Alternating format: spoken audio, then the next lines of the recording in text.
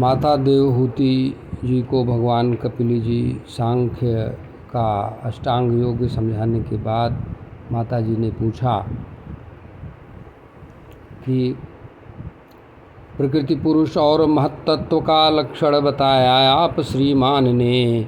अब मुझे स्वरूप का ज्ञान हो गया है इस परमार्थ ज्ञान से, जैसा कि सांख्य में कहा गया है कि इसका मूल भगवान में ही है। हे विभो, अब उनकी भक्ति योग के मार्ग को मुझे विस्तार से बता दें प्रभो, जिससे विराग हो जाने पर पुरुष को सर्वत्र दिखती है भगवान की सत्ता, जो जीवलोक की बहुविधा ममता है जिससे होती है ये सांसारिकता।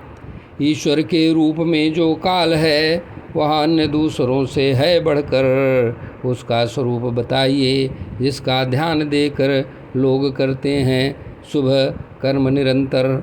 देह गेह में मिथ्या अभिमान करके लोग दिवा स्वप्न में खोए हैं, इस अज्ञान अंधकार का आश्रय लेकर चिरकाल से सोए हैं। जो थक कर चूर हो गए हैं बुद्धि के कर्मासक्त रहने के कारण, आप योग रूपी सूर्य बनकर प्रकट हुए हैं करने उनके अज्ञानतम का निवारण। मैत्रेय उवाच। इस प्रकार माता जी के वचन सुनकर उनकी प्रशंसा कर कपिल मुनिवर, हे कुरुश्रेष्ठ विदुर महोदय, वे प्रसन्नता से बोले लोकहितार्थ करुणार्द्र होकर, हे माता भक्ति योग। श्री भगवान वाच। हे माता, भक्ति योग के बहुत प्रकार के मार्ग होते हैं, भावानुसार लोगों के भाव पृथक पृथक होते हैं, गुण स्वभावानुसार। जो हिंसा दंभ मात्सर्य आदि को भाव रख कर मेरा भक्ति करता है, उस क्रोधी व्यक्ति की भक्ति तामसी है, जीवों को मुझसे भिन्न देखता है। विषय सुखों यश ऐश्वर्य आदि पाने का स्वभाव धरकर प्रतिमा आदि में मेरी अर्चना करते हैं, प्रतिमा आदि में मेरी अर्चना जो करते हैं, पृथक भाव धरकर अर्चा करने वाले उन व्यक्ति को राजस भक्त कहते हैं। जो मेरी अर्चा इस प्रकार करते हैं, अर्चा करने वाले अर्चन करने वाले उस व्यक्ति को राजस भक्त कहते हैं। अर्थात विषय सुख ऐश्वर्य यश आदि पाने का स्वभाव धरकर प्रतिमा आदि में जो अर्चा करते हैं, अर्चा करने वाले उस व्यक्ति को राजस भक्त कहते हैं।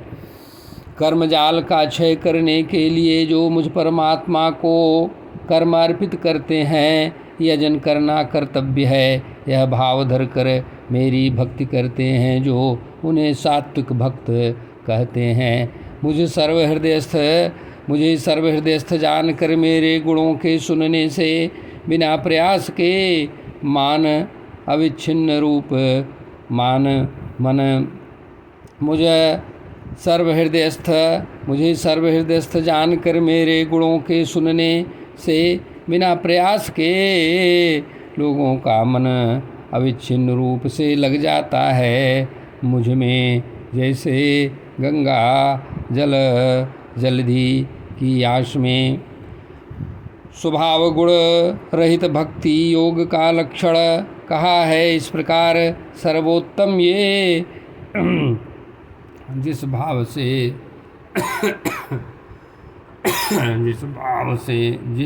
से हेतु रहित होकर संपूर्ण व्यवहार करते हैं, भगवान पुरुषोत्तम में।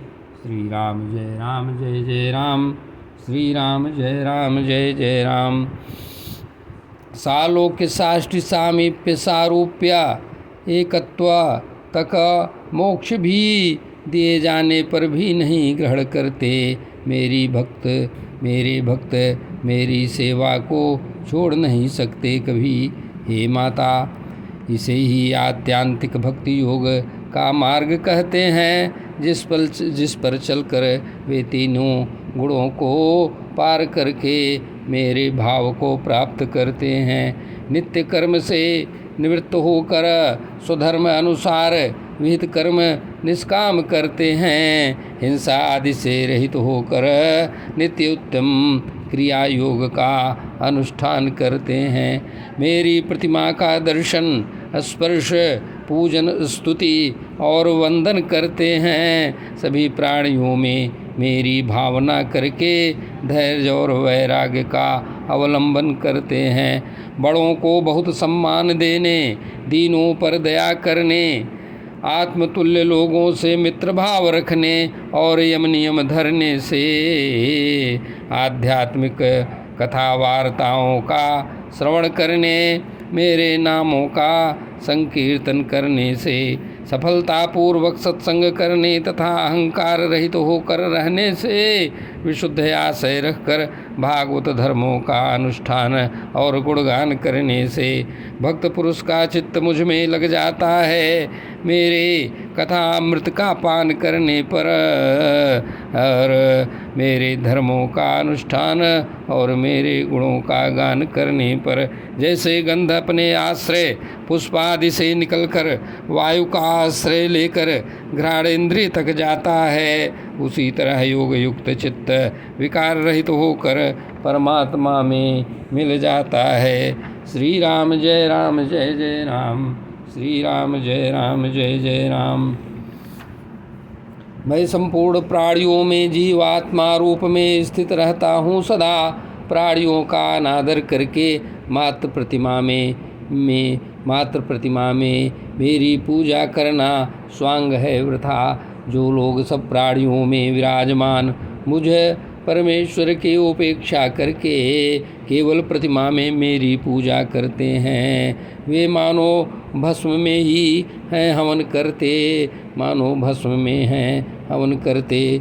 दूसरों की देह में स्थित मुझको उनसे भिन्न मानकर द्वेष करते हैं।